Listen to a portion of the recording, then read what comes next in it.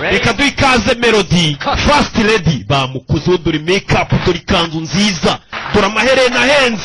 Ibyo kuba ari negera mbimara ariko ajyasi rwese amadongo babimukuyemo. Ubu ni First Lady.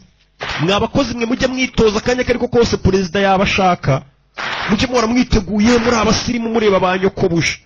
Ni umuturage kugendera mu nkweto ndende do byamujabutse. Dore bamutoje uriya mwana azaba First Lady, igihugu azakiyobora.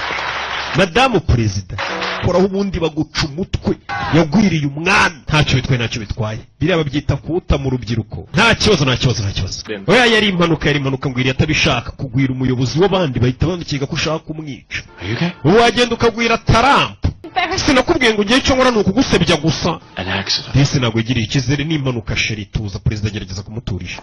Dore mama wa perezida ukuntu amureba, inzererezi witoye uri ubusa ntundi bakobwa bari seri y'abasirimu. Niko mama yavugiye ku mutima, niyase n'ubureba n'indoro ukahita umenya ikintu umuntu avuze. Baje kwicara kwigaburo ngo basangire, gusa perezida aramukunda. Dore mukecuru ukuntu umuhungu wanjye yarabuze umukobwa uri seri, iyo nawe dore ukuntu areba nyirabukwe. Karadusebeje igihugu cyose, ariko uzi kubona First Lady w'igihugu ari kugenda agwira abandi ba perezida basuye igihugu abagwaho inkweto zamujabutse. Barababaye jarasebye, bikira ni igisebo. Ibaza ariko nawe tekereza umu First Lady umwe uzi uri kubona rwose inkweto ziri kumujabuka ari kugenda agwirirana mu baha. Ibyo bintu ntabwo bisa neza uko byamera kose.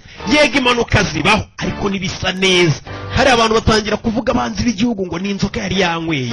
Uriya mu First Lady bazanyanywa n'urumogi, yageze mu bamagendagwa asebye igihugu. Bebe nta cyizere yifitiye uko ibi nzabishobora. Gusa ko kubundi ibi bintu banzanyemo nzabishobora. Ubundi rege buri hari ibintu bakujyana mu bwawe ukabyikuramo. Kureba ukuntu mujya mu rusengero ugasanga utangiye gusinzira mu rusengero ushaka kwisohokeramo.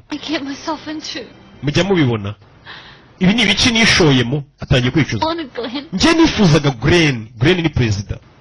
Sinigeze ngira indoto zo kuba Madamu Perezida. Nishakiraga umugabo ni nk'abakobwa bankunda. Murankunda ariko ikibazo muzicuza. Kuko akanya kariko kose naba perezida ugasanga ubaye First Lady utari warabiteguye. Uyu nawe nibyo avuga ati nishakiraga uriya mugabo Glenn mukunda, sinigeze nifuza kuba First Lady. Sasa atangiye kurira. Ibi ni ibiki nisanzemo. Wowe ubwawe ushobora kubyirukanamo kuko n'ubuzima bugiyemo utazi, ariko uzikubura umukozi wo mu rugo ugatangira kubwira ngo ngurira indege, ugiye guhura n'umwami, ugiye guhura n'umuperezida w'aha n'aha, ugiye hehe. Byagucanga ubwawe ushobora no kuvuga ati ariko mwamaye gatanya nkigendera. Dore Yesu atangira kuza kwiyegereza dushe no kuzihanagura. Yatangiye kuza gukora amasuku. Ubundi ibi nibyo yari yarize yaraminuje. Ubu ni wari umuhamagaro, yaje ari umukozi wo mu rugo. Ibyo bamujyanye mu byo kuba First Lady. Buriya n'umugabo wanjye Glenn ari kwicuza kuba yaranshatse nkaba ndi kumusebya.